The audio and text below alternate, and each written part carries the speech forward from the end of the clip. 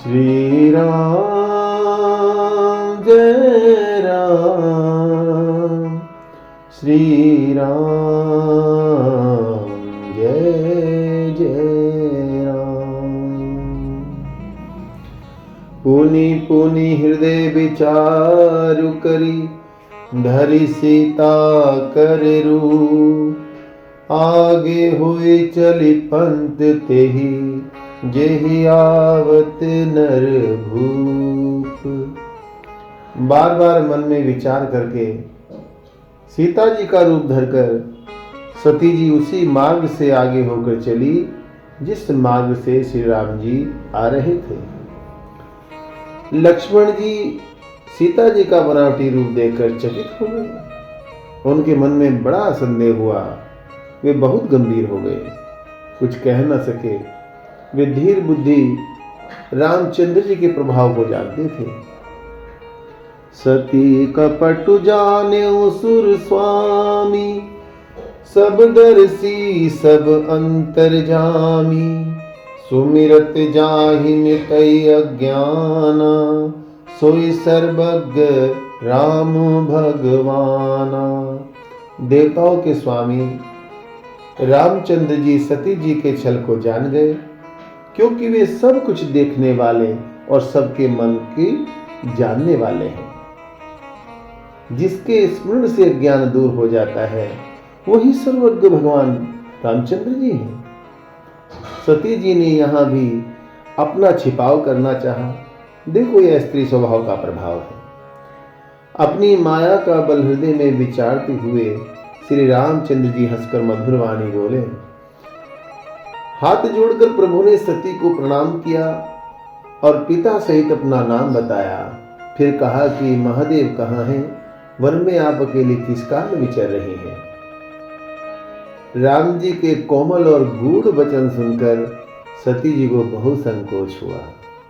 वे डरकर शिव जी के पास चली, किंतु उनके हृदय में बड़ा सोच था। मैं शंकर कर कहा न माना, निज अज्ञानु राम पर आना। जाय उतरु अब देहु काहा, उर उपजा अति दारुण दाहा। कि मैंने शंकर जी का कहना नहीं माना और अपने अज्ञान का रामचंद्र जी पर आरोप किया। अब जाकर शिव जी को क्या उत्तर दूंगी? यह सोचकर हृदय में बड़ा दुस्सह दाह उत्पन्न हुआ। जाना राम सती दुख पावा, निज प्रभाव कछु प्रकटी जनावा। रामचंद्र जी ने जान लिया कि सती जी को दुख हुआ है। तब उन्होंने अपना कुछ प्रभाव दिखाया। सती जी ने मार्ग में यह कौतुक देखा कि आगे श्री राम जी, सीता जी व लक्ष्मण जी सहित चले जा रहे हैं। पीछे फिरकर देखा तो भाई लक्ष्मण और सीता जी सहित सुंदर वेश में रामचंद्र जी दिखाई दिए। जहां देखे वहीं प्रभु विराजमान हैं और चतुर सिद्ध मुनीश्वर उनकी सेवा कर रहे हैं। देखे शिव विधि विष्णु अनेका, अमित प्रभाव एक ते एका। बंदत चरण करत प्रभु सेवा, विविध वेश देखे सब देवा। फिर अनेक शिव ब्रह्मा विष्णु देखे, जिनका प्रभाव एक से बढ़कर एक था। प्रभु रामचंद्र जी की चरण वंदना और सेवा करते अनेक प्रकार के वेश वाले सब देवता देखे। अनेक सती, ब्रह्माणी और लक्ष्मी बहुत ही सुंदर अनुपम रूप वाली देखी, जो जिस जिस वेश में ब्रह्मा आदि देवता थे उन्हीं वेशों के अनुसार स्वरूप धारण कर रही थी। सती जी ने जहां तहां जितने रामचंद्र जी देखे उतने ही देवता शक्तियों सहित देखे। संसार में जितने चराचर जीव हैं वे भी सब प्रकार के देखे। अनेकों वेश धारण किए हुए देवता प्रभु रामचंद्र जी का पूजन कर रहे थे, परंतु रामचंद्र जी का दूसरा रूप नहीं देखा। सीता सहित बहुत से रामचंद्र जी दिख पड़े, पर उनके वेश अनेक नहीं थे। वही रामचंद्र जी, वही लक्ष्मण जी और वही सीता जी को देखकर सती जी बहुत डर गई। हृदय कांपने लगा, देह की कुछ सुधि नहीं रही और आंखें बंद कर राह में बैठ गई। फिर आंख खोलकर देखा तो वहां सती जी को कुछ नहीं दिख पड़ा। तब बारंबार श्री रामचंद्र जी के चरणों में सिर नवाकर उस ओर चली जहां श्री शिव जी थे। गई महेश समीप तब हंसी पूछी कुशलात, लीन परीक्षा कवन विधि कहूँ सत्य सब बात। जब शिव जी के पास पहुंची तो उन्होंने हंसकर कुशल पूछी और कहा, किस प्रकार परीक्षा ली, सो सब बात ठीक ठीक कहो। रामचंद्र जी के प्रभाव को समझकर डर के मारे सती जी ने शिव जी से छिपाव किया और कहा, कछु न परीक्षा लीन गोसाई, कीन प्रणाम तुम्हारी ही नाई। हे स्वामी, मैंने कुछ परीक्षा नहीं ली, आप ही के समान प्रणाम किया। जो आपने कहा वह झूठ नहीं हो सकता, यह मेरे मन में पूरा विश्वास है। तब शिव जी ने ध्यान करके देखा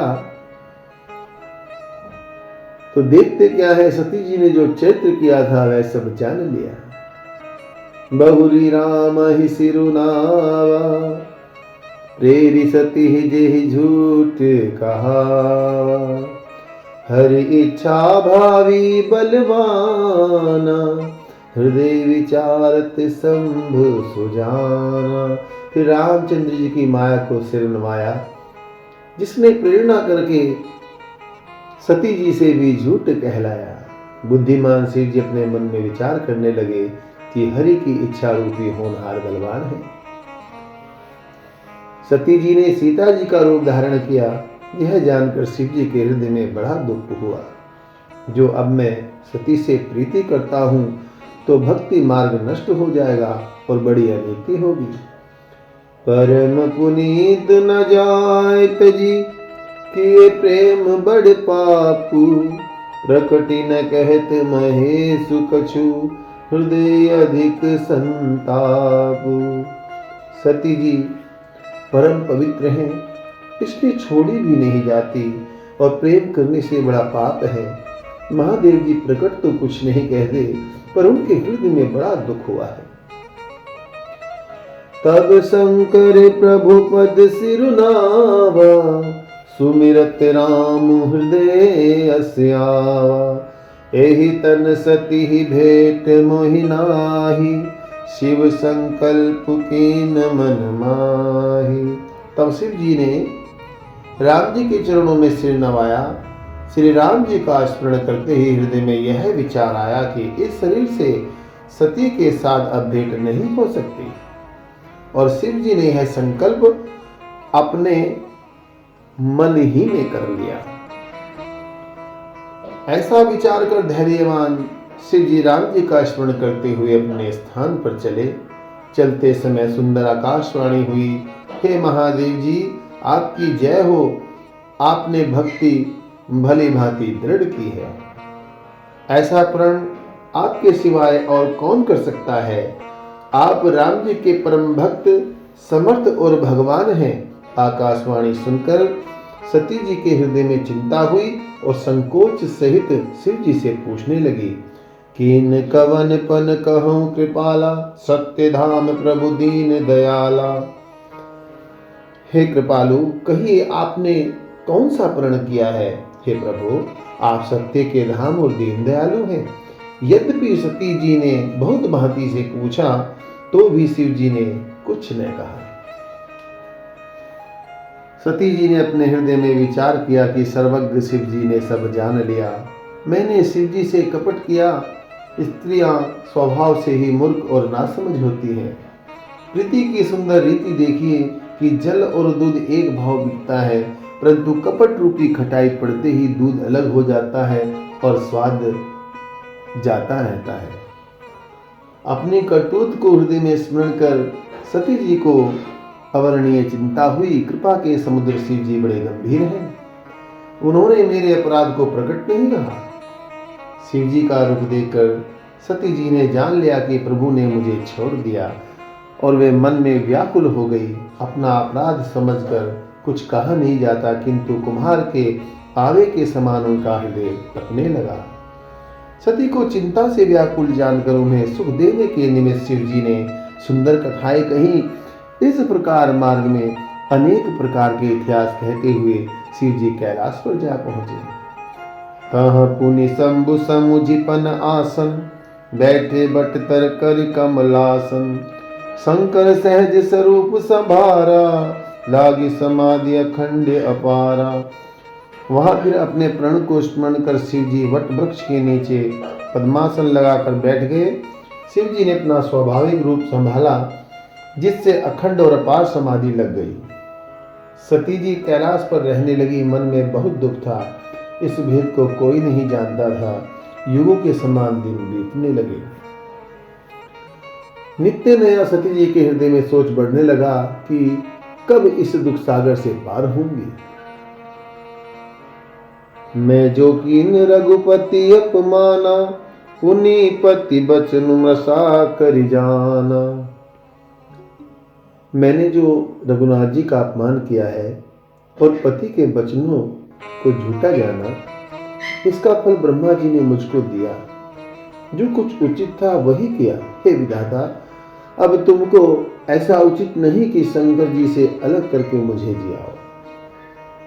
कहीं न जाए कछु हृदय गलानी, मन महुरा मही सुमिर सयानी। जो प्रभु दीन दयालु कहावा, आरती हरन वेद जसु गावा। सती जी के हृदय की ग्लानि कुछ कही नहीं जाती। सयानी सती ने मन में श्री राम जी का स्मरण किया। हे प्रभु, जो आप दीन दयालु कहलाते हैं और दुखों को दूर करने वाले कहकर वेद आपका यश गाते हैं, तो मैं विनय करऊं कर जोरी। छूटौ बेगी देह यह मोरी। जो मोरे शिव चरण सनेहु, मन क्रम वचन सत्य व्रत एहु। तो मैं हाथ जोड़कर विनती करती हूँ कि मेरा यह शरीर जल्दी छूट जाए, और मेरा अगर शिव जी के चरणों में प्रेम है और मन वचन कर्म से मेरा पतिव्रत धर्म सच्चा है, तो हे समदर्शी प्रभु सुनिए और जल्दी ऐसा उपाय कीजिए जिससे अनायास ही मेरी मृत्यु हो जाए और यह दुसह विपत्ति दूर हो जाए। एहि विधि दुखित प्रजेशु कुमारी, अकथनीय दारुण दुख भारी। बीते संवत सहस्र सतासी, तजी समाधि शंभु अविनाशी। इस प्रकार दक्ष कन्या सती दुखित थी। अकथनीय बड़ा दारुण दुख था। 87,000 बीतने पर अविनाशी शिव जी ने समाधि खोली। राम नाम शिव सुमिरन लागे, जानेऊ सती जगत पति जागे। जाय शंभु पद बंदन कीना, सन्मुख शंकर आसन दीना। शिव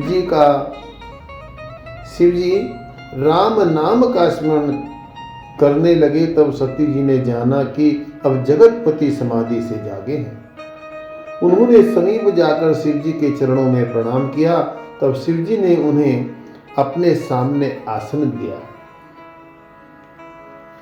लगे कहन हरि कथा रसाला, दक्ष प्रजेश भये तेहि काला। शिव जी भगवान की रसीली कथाएं कहने लगे। उसी समय दक्ष प्रजापति हुए। ब्रह्मा जी ने दक्ष को सब प्रकार से योग्य देखकर प्रजापतियों का स्वामी बनाया। बड़ अधिकार दक्ष जब पावा, अति अभिमान हृदय तब आवा। नहीं कहु अस जन्मा जग माही, प्रभुता पाए जाहि मद नाही। जब दक्ष ने बड़ा अधिकार पाया तब हृदय में बड़ा अभिमान आ गया। जग में ऐसा कोई नहीं जन्मा जिसको प्रभुता पाकर मद नहीं होता। दक्ष सब मुनियों को बुलाकर बड़ा भारी यज्ञ करने लगे और आदर सहित सब देवताओं को न्योता दिया जो यज्ञ में भाग पाते हैं। किन्नर, नाग, सिद्ध, गंधर्व आदि सब देवता अपनी स्त्रियों सहित चले। विष्णु, ब्रह्मा और महादेव जी को छोड़कर सब देवता अपने अपने विमान बनाकर चले।